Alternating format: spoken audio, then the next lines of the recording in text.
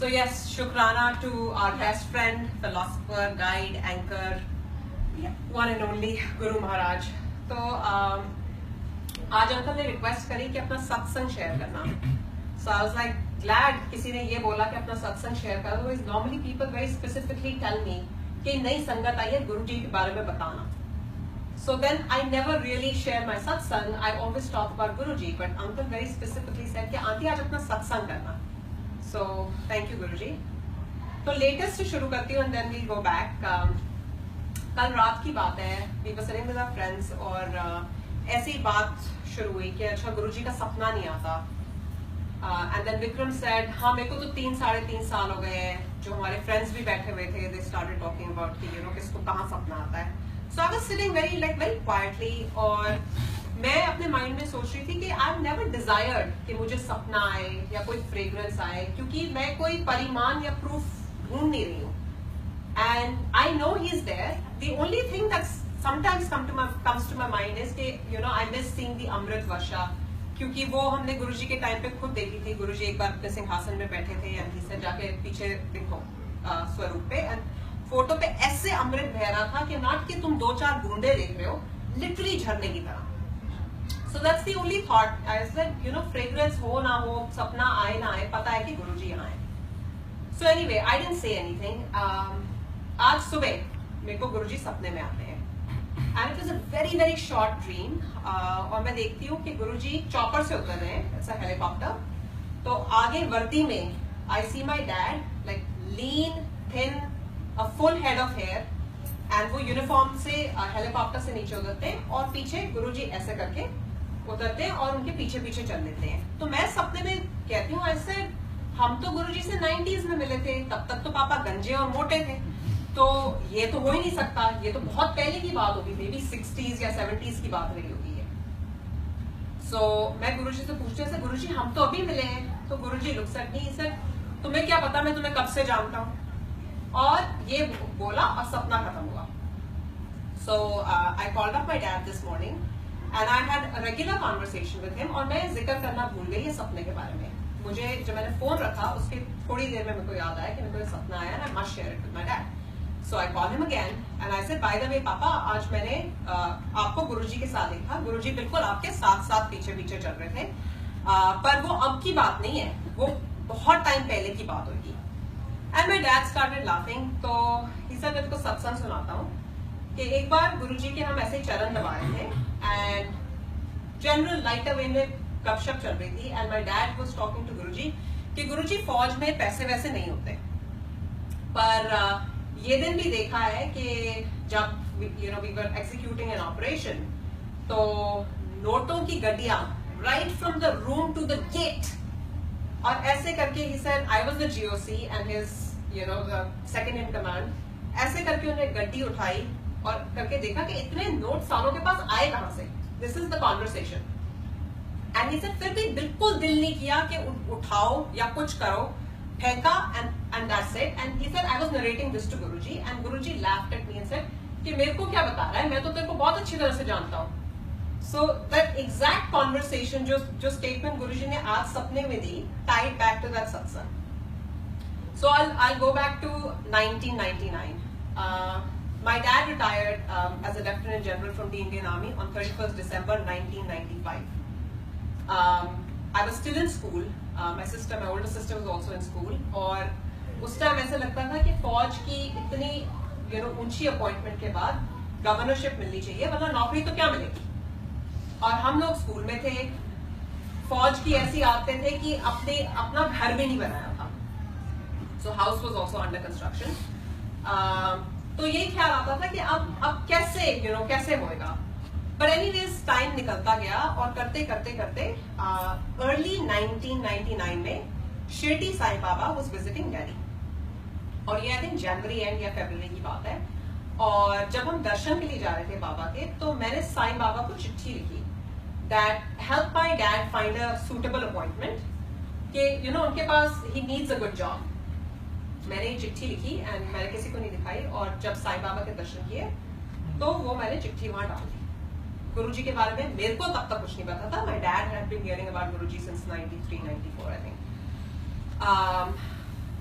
कम मार्च 99, उससे पहले क्या होता है कि फरवरी में सरदार रौनक Singh had reached out to my dad for an appointment whatever, तो उनकी आपस में बातचीत चल रही थी, and in the background Raunak Singh and his son had talked to गुरुजी कि we are planning to hire so and so person, and Guruji told him बड़ा चंगा आदमी है, कर लो।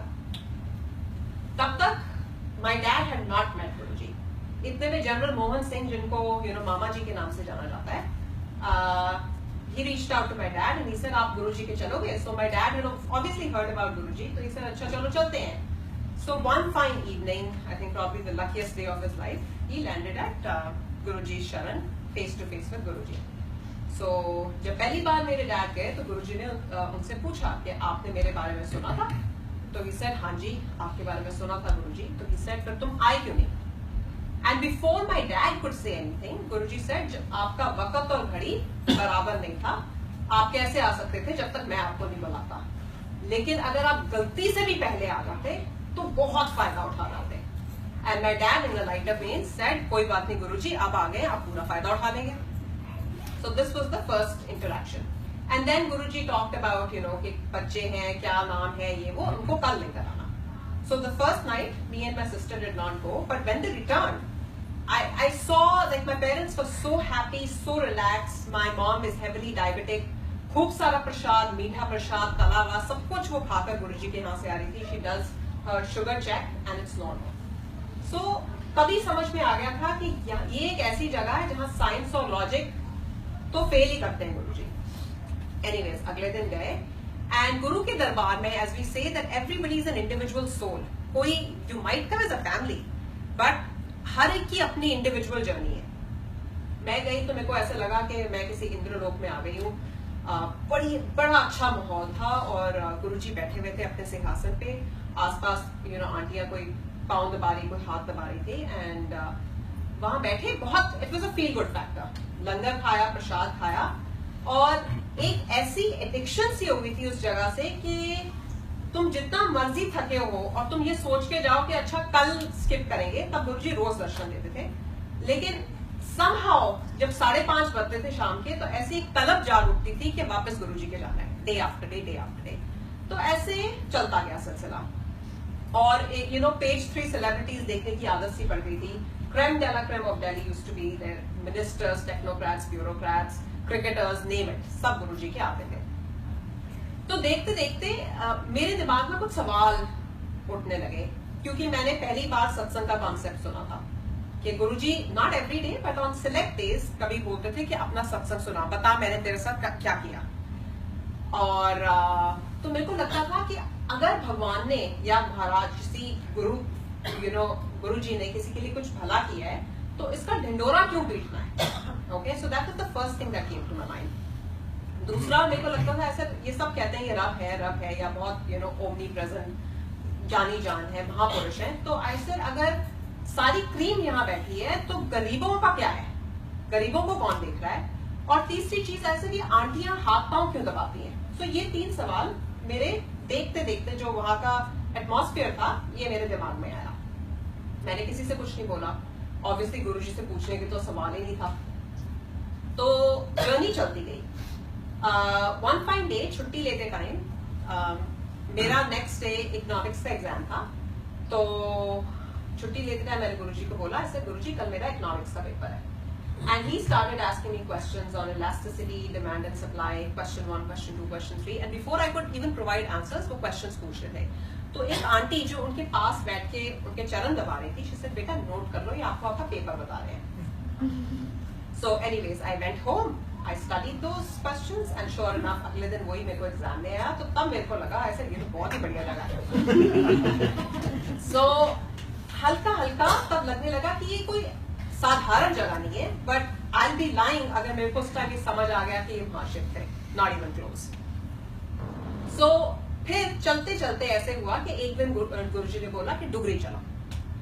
तो गुरुजी के होम टाउन हम गए और वहां जाके मेरी आंखें खुली की खुली रह गई, क्योंकि मैंने संगत का वो रूप देखा जो मैंने दिल्ली में नहीं देखा था, और इतनी प्यार करने वाली, मॉडेस्ट, डाउन टू अर्थ संगत। तो मेरे को अपने पहले सवाल का जवाब मिल गया कि गुरुजी की संगत सिर्फ अमीरों की नहीं है, गरीब भी गुरुजी को उतने ही प्यारे हैं। गुरुजी वुड से कि जो मेरे पास नहीं आ सकते उनके पास मैं जाता हूँ।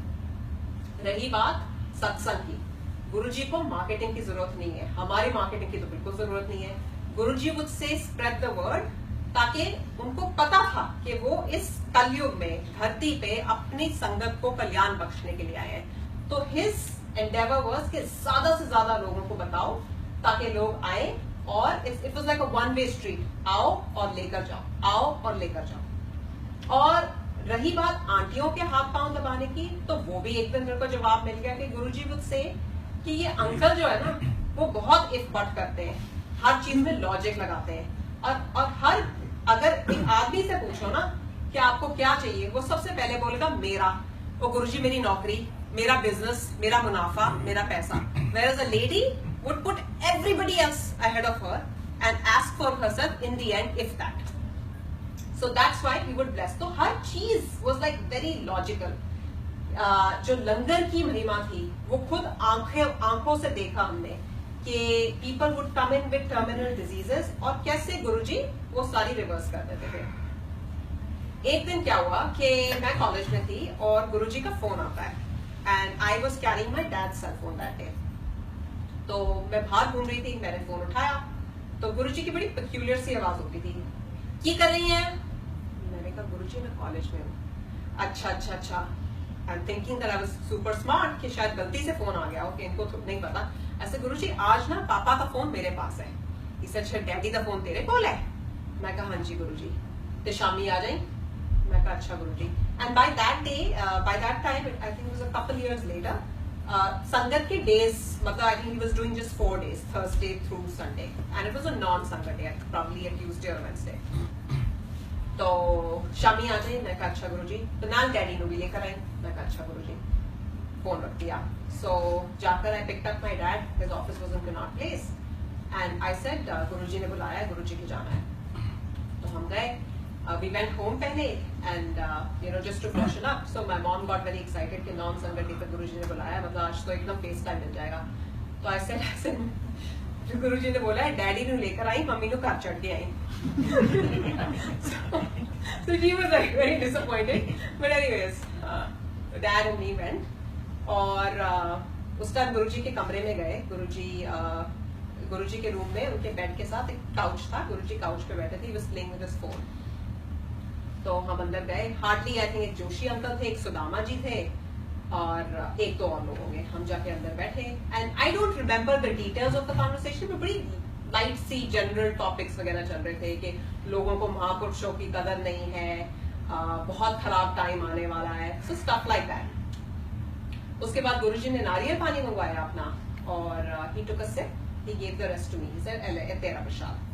So, अगर कोई मुझसे पूछता है कि तुमने अमृत पिया है, then I very proudly say कि yes, that was the most divine tasting nectar I've ever had in my life.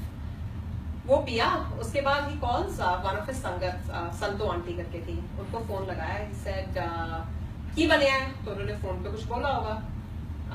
He said मैं संगत लेकर आ रहा हूँ, और हम 8-10 जने, तो तैयारी कर। गुरुजी ने गाड़ी लगवाई, उनकी गाड़ी लग गई। सो गुरुजी सर नहीं, मैं जनरल कपूर की गाड़ी में जाऊंगा। सो पापा आके फटाफट आगे बैठने लगे। ही सर नहीं, तू जोशी ना लाई, and he sat down next to me. So it was the driver, it was Guruji here and I on this side. मैं उस टाइम घबरा गई। मैंने कहा कि क्यों नहीं गुरुजी ने जाने दिया। उस टाइम इतनी डरी हुई थी, कोई बातचीत करने की हिम्मत भी नहीं थी। सो उस दिन गुरुजी ने अपने पूरे 10 द्वार के दर्शन दिए, और आज मुझे समझ आता है कि प्रॉबेबली आई डोंट नो वो मुझे किस दिन के लिए ब्लेस कर रहे थे, बट शायद उस time I wasn't even ready to absorb what he was giving to me, और ना मुझे उतनी समझ थी, and I guess that's how he wanted it to be. So वो हुआ। उसके बाद चलते चलते कई साल निकल गए, और जब गुरुजी फिजिकल फॉर्म में थे तो ऐसे सत्संग करने का इतना रिवाज नहीं था। आई थिंक पहली बार जो उन्होंने सत्संग करने की इजाजत दी थी वो इन 2004। और जैसे आजकल अगर तुम किसी लाउंज में भी मिलते हो या सुपरमार्केट में भी मिलते हो तो एक ही टॉपिक होता है गुरुजी। तब ऐसे नहीं होता था, बिकॉज प्रोबेबली हमें लगता था वी हैव एक्सेस, या ऐसा कोई सिस्टम ही नहीं था। साल निकलते गए। गुरुजी को शादियां कराने का बहुत शौक था, तो जब भी मत्था टेकना ही वुड से मुंडा फंसा ले, मुंडा फंसा ले। ये अच्छा है. So anyways, शादी हुई in 2004 और उसके बाद वो जो डेली आना जाना था वो मेरा बंद हो गया. My parents kept going, but I would miss that. But you know, I was here in the States and life continued. चलता गया. So I had my first child in 2005 और उसके बाद मेरे को herniated disc हो गई. And a really really bad one. मेरे को ऐसा लगता था कि मैं पैरालाइज हो गई हूँ. I couldn't move, I couldn't get up, I couldn't use the restroom. और then I called my parents. I said मेरे को ये पेन बहुत हो गई है, मेरे को herniated L4 L5 हो गया है. So एक ही रामबाण था हमारे पास कि गुरुजी के पास. My parents went to Guruji and गुरुजी ने लोटा ब्लेस करके दिया. वो यहाँ पर आया, उसका मैंने कुछ दिन पानी पिया होगा. I don't know where my pain went. जहाँ मुझे लगता था कि मैं कभी बिस्तरे से नहीं उठ पाऊंगी, आज आपके सामने खड़ी हूँ without any medical treatment. And it doesn't end here. Yes, Guruji first blesses your health because Guruji को पता है कि हमें किस चीज की जरूरत है. हमें तो मांगना भी नहीं आता. So as Auntie said, कि key is surrender. Key is complete faith. Key is letting go of if and but and your logical brain. Because then you're really interfering your Guru's blessings.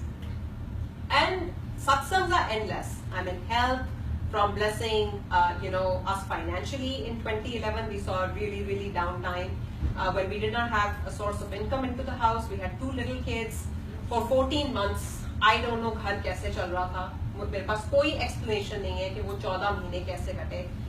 और I still remember कि उस time 2010-2011 New York में सत्संग शुरू हो गए थे. And my dad would go and do satsangs everywhere. So one day I asked my dad, I said, आप सत्संग में ये क्यों नहीं बोलते कि आपकी बेटी के पास कोई source of income नहीं है? Why do we always paint a hunky-dory picture? I said, satsang should be said as is. So he got in a very pensive mood. I said, satsang ये भी तो होता है कि you are going through a whirlwind, but Guruji is there. Guruji is there, and I said, may Guruji give strength to each one of us that we are able to lift ourselves from this barrier कि हमारे बारे में कोई क्या सोचेगा या how will we be judged? Satsang is a satsang. So that night, Guruji came in my dreams and he said, "Kamli, तू इतनी उदास क्यों है? You are just facing 10%. 90% मैंने अपने पे लिया है, तो फिक्र क्यों करती है?" और उस सपने के बाद भी काफी महीने निकल गए, but ultimately things changed. And the only answer I have is because I kept my faith, I kept my connection with my Guruji. He carried me through and through. Life is life. Ups and downs किसकी जिंदगी में नहीं आते. It's how we face it. हमारा नजरिया, हमारी नियत is what sees us through. So it's an amazing world. He's a mind reader. He is there. He listens to everything. Practically, आप इस date and age में आप जितने मर्जी well-read हो, you will experience divinity at his feet. So गुरुजी से जुड़े रहिए, ज़्यादा से ज़्यादा लोगों को गुरुजी के बारे में बताइए और लाइफ का चप्पू चलाए जाइए. जय गुरुजी करिए. शुक्राना गुरुजी का. Thank you for sharing that.